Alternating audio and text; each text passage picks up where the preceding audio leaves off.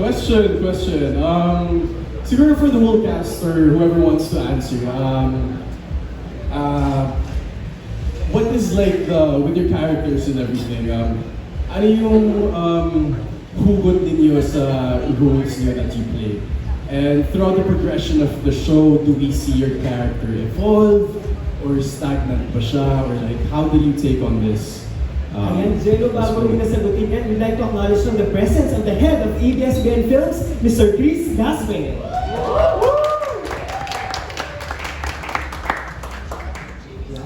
Sir, ayan, go ahead. Ayan, yung mga hugot ng characters nyo, Jayda. Yeah, siguro I would start off with, sobrang nagre-resonate ako kay Zoe. I would say na, one of the driving forces with her is that she craves validation, and I think a lot of artists can relate to that, na yung feeling na yun na artists do crave for validation to a certain extent. And she just wants to be seen, she wants people to appreciate her for her talent. And sa totoo lang po, nakikita ko din yung mga aspects ng younger self ko po kay Zoe. Yung kapal na mukha ni Zoe, ganun din po ako nung bata ako.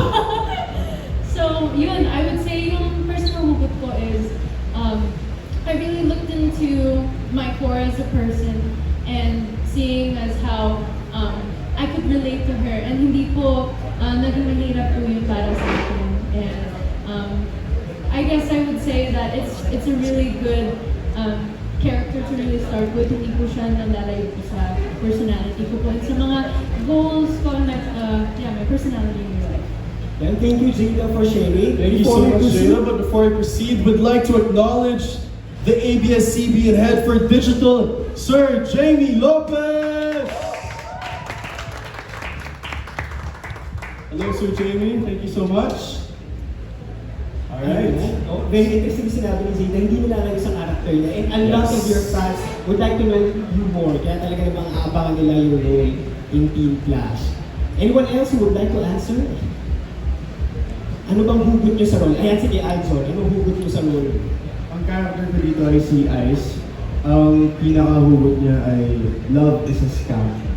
So, kahit love yan sa romantic or sa family or kahit kanino. So, ako naman kasi sa personal kong buhay, kapag ina-acting ko pag binibigyan kong buhay si Ice sa eksena, hindi kasi talaga lahat ng pinagdaanan ko sa buhay ay tutugma sa script or pinagdaanan din ni Ice. So, may mga bagay na tinutugma ko siya kapag nakaka-relate ako. At may mga bagay na kinikilala ko talaga yung character. Binibuild ko yung kung anong relationship niya sa nanay niya o kay Zoe or sa bandmates niya. Kasi somehow nagme-method din kami. Kasi parang gumagawa kami ng connection off-cam na hindi naman talaga kailangan sabihin sa amin. Kumbaga nagkakaroon kami ng kusa na magkaroon ng connection and relationship sa isa't isa. Ayun po. Very nice. Masasabi ko bang love is a scam? Sa totoong buhay? Sa totoong buhay, siyempre hindi ko ginajudge yung character ko kasi pinagdaanan niya yun. Nire-respect ko. Pero sa personal kong pananaw, hindi naman scam. Okay. Damdam naman namin. Kami nga kinikilig. Alright, sige, bago natin ubusin yung mga tanong, I'd like to call on our second question from starcinema.com. We have Yumi Javier. Ayun po ng mic. Hi, Miss Yumi. Hi guys! Huge congratulations! We've been waiting for this series for so long. Thank and you. now it's here. Thank you, Gina. So my first question is for Direct Gina. I have a couple of questions for the whole cast, and everyone can answer. But Direct, a lot of hit teen series now, especially in Hollywood, like Euphoria and Wednesday, they've been tackling like really hard issues, like brave when it comes to tackling issues that we don't normally see. And while Teen Clash seems to have that trademark, kidding, lovable vibes that Filipinos are used to and love, how is it breaking the barriers in terms of telling the stories of Filipino young adults, whether 90s kids or Gen Z? I think the young ones now, the general theme is also finding yourself, finding your dreams, and also lifting up yourself after a scandal.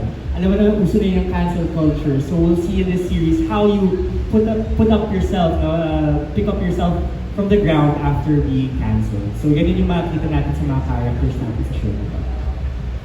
So cancel culture is one of the main themes. Alright. For the whole cast naman, we're interested to know, many viewers and fans are interested to know your main musical inspiration for your character.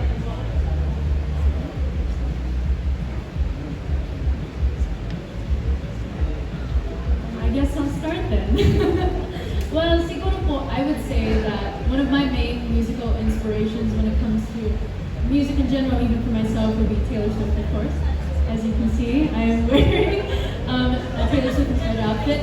But I think I really channeled into really strong, empowered female pop icons or even rock icons. So I was listening to artists like Avril Lavigne, Olivia Rodrigo, Maisie Peters, who's an up-and-coming British singer-songwriter, and just all these women who have something to say with their music, and which is something that I resonate with my own music as well. And so I think that's really what I wanted to channel in with Zoe's drive and passion when it comes to anything, and of course her dreams.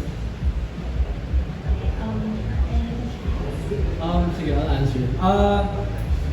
I don't have a specific musician that I gain inspiration from, pero I gained inspiration from a lot of rockers. And another good thing about on set is whenever it's break time, si Direct Gino would always leave his laptop to make me watch movies, mga coming of age movies specifically, mga early 2000s stuff.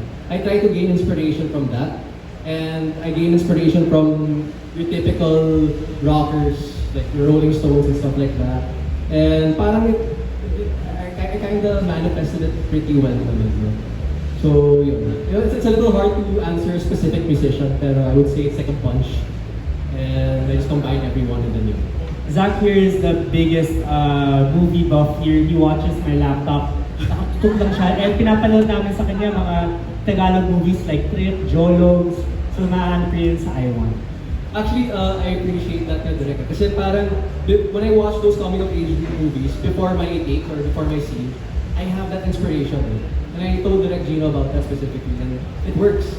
I really carry the character of Sandwood. So, yeah.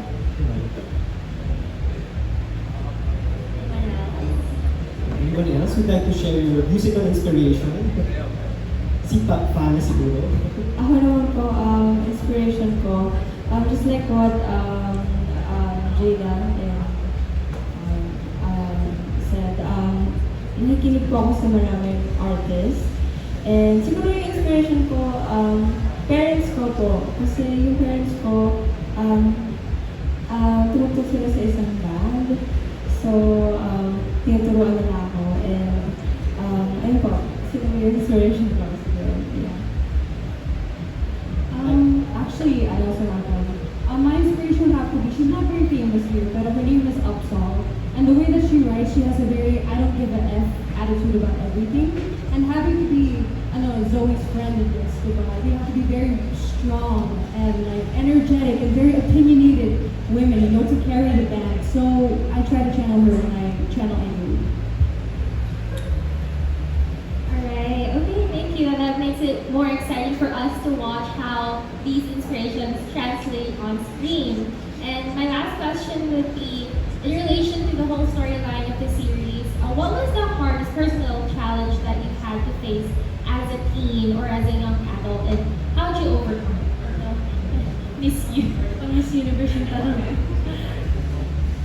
Who would like to start? I mean, the hardest as a teen, as a teen or young adult. Here, well, I've been writing songs, singing songs and writing since 5 years ago. I think I started here. But one thing I never really got over was performing live. That's always been a fear of mine. And what I'm excited for you guys to see is that I'm actually going to be putting myself out there in this show. I know it's taping and stuff, but still, it's that's probably my biggest fear that I'm going to overcome throughout this show. Performing live and even public speaking. Nabubulong nga ako minsan sa mga pesto, pero you know, it's a big thing of mine and I can't wait for you guys to see it.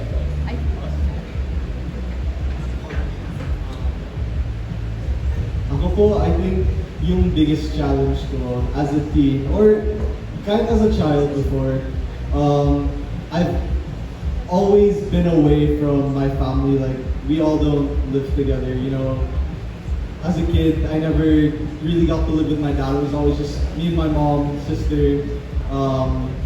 And it was never easy just being away from family all the time. That's why I really cherish the moments when I get to see them, because I don't get to see them that much. Lalo na yung tatay ko at yung kuya ko. So probably one of the biggest challenges for me as a teen. I'd like to follow up Kobe's answer. As a former teen, no, since I'm like 23, I would say the most challenging part is independency. And I would like to say na sobrang overwhelming yung adult life. And I felt it. It was really, it's a weird experience. Parang when I turned 20, 21, when I started making my own money, no? Parang, shocks, it's like I'm working. Parang I remember as a child, I would always think of my adult self and I'll be like, I'm gonna like, you know, I'll do good and stuff like that. But when I turned into when I turned 20, I was like, okay, wait lang. This is a little bit overwhelming. Parang new territories, it's not my comfort zone. Pero you get that satisfying feeling once you overcome that. Like, for example, social anxiety, no? Usually when you're young, parang you tend to be scared to talk in front of people. Those little steps lang of you overcoming it really motivates me to work harder and become a better person as well. So, yeah. And yeah. I'd like to add lang sa sinabi ni Zach about independency. I think habang tumatagal tayo as teenagers, di ba? Parang you really have to acknowledge na hindi na tayo bata. We have to stand on our own feet. Our parents won't be here forever and we have to find our place in this world. So, I think hindi naiintindihan ng iba is that we are in a constant search of filling a certain void in our hearts. So, yun for me yung mahirap is that ano bang purpose natin? Are we happy? Are we... Parang alam mo yung ganun feeling. But like, I'm over that na. Okay na. Masaya po ako as in sobra. Yung existential crisis na nagagawa. Yeah. Nung